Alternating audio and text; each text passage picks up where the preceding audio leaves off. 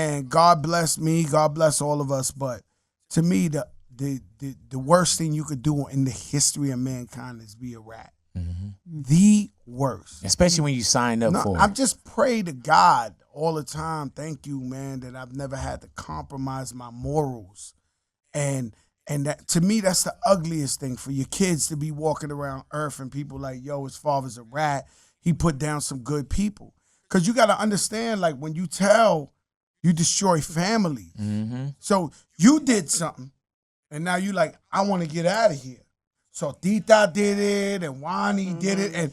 And then usually when you do rat, you could only rat on your friends. You can't be the Crips ratting on the blood. You really don't know what they doing. Yeah. You got to know what your people doing. Yeah, man. So now, and I'm going to say something, ladies, and I don't want to be disrespectful, but I've always felt like law enforcement actually jerk off watching the so-called tough guy fold on his crew. Like, oh, yeah, I didn't know Junebug was going to. Hell yeah. I told you he was a sucker. I told you he ain't no real, So I never wanted them to get that satisfaction. Does that make sense in any way? Hell yeah. So, when they go away, when they leave, they hearing that Tito X is the illest guy, murking everything. He's the illest. He's down with the crew, the realest ever. And when they sit down there and they give him some cigarettes and a sandwich, the Tito X is like, yo, the Vato over there is getting it over. Yeah. They're like, oh, my. Even with 48 hours, when I see somebody go,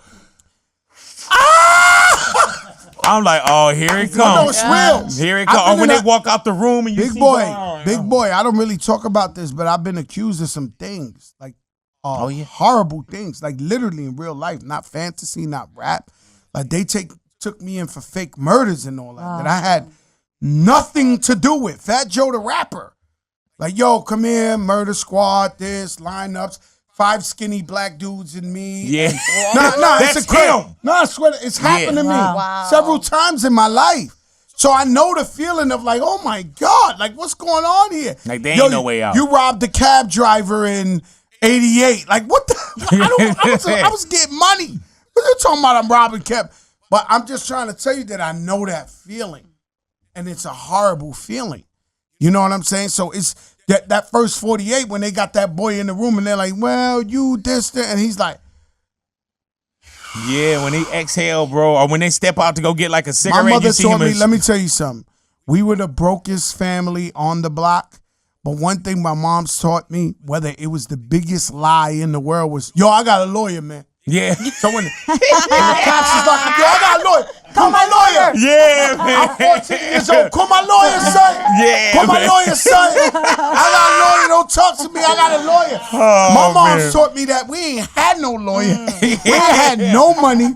She taught me that since I was a baby. Yo, I got a lawyer. Yeah. Yo, call my lawyer. I got a lawyer. I ain't saying nothing. I ain't saying nothing. Hell yeah. I tell my kids the same thing.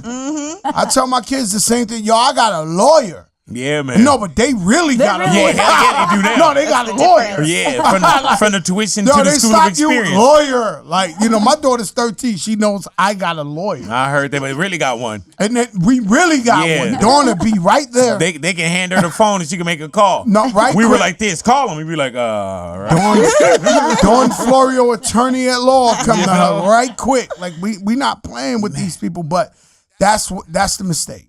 The whole gimmick to first 48 is, yo, I got a lawyer. If you say, yo, I got a lawyer, then don't they say can't nothing. do all that. Yo, your grandmother said, your uncle said, because, they know how to play everybody against each other.